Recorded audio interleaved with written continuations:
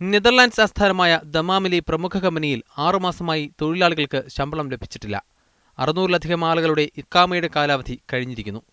നാട്ടിൽ പോകണമെങ്കിൽ ടിക്കറ്റിനൊപ്പം re entry അടിക്കുന്നതിനുള്ള 200 റിയാൽ ഫീസും നൽകണം. ഗത്യന്തരമില്ലാതായതോടെ തൊഴിലാളികൾ സംഘടിച്ച് ലേബർ കോടതിയിൽ പരാതി നൽകി.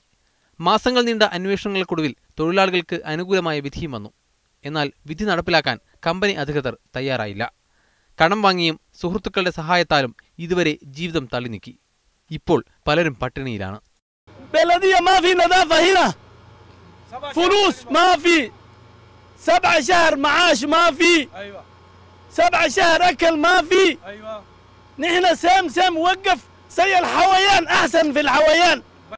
രോഗങ്ങൾ കൊണ്ട് വലയുന്നവരും നിരവധിയാണ്.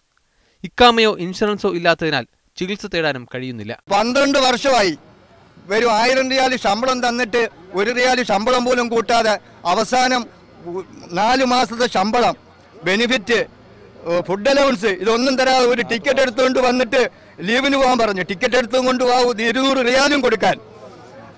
ഇത്രയും വൃത്തികെട്ട ഒരു രീതി ഞാൻ എങ്ങും കണ്ടിട്ടില്ല. 10 വർഷം മുതൽ 30 വർഷം വരെയായി കമ്പനിയിൽ ജോലി ചെയ്യുന്ന തൊഴിലാളികളാണ് കമ്പനി തകർന്നതോടെ ദുരിതത്തിലായിരിക്കുന്നത്.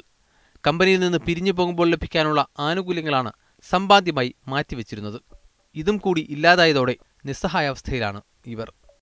ഏറെക്കാലം കാത്തുവെച്ച സ്വപ്നങ്ങൾ തകർന്നുപോയവർക്ക് കോടതി വിധിയും തുണയായില്ല. എംബസികളും ഇവർക്ക് നേരെ മുഖം തിരിക്കുകയാണ്. ഇനി ആരാണ് ഇവരെ തുണയ്ക്കുക? ദമാമിൽ നിന്ന് ക്യാമറാമാൻ നൌഷാദ് ഇരിക്കൂറിനൊപ്പം സാജിദ് ആറാട്ടുപുഴ, മീഡിയ 1.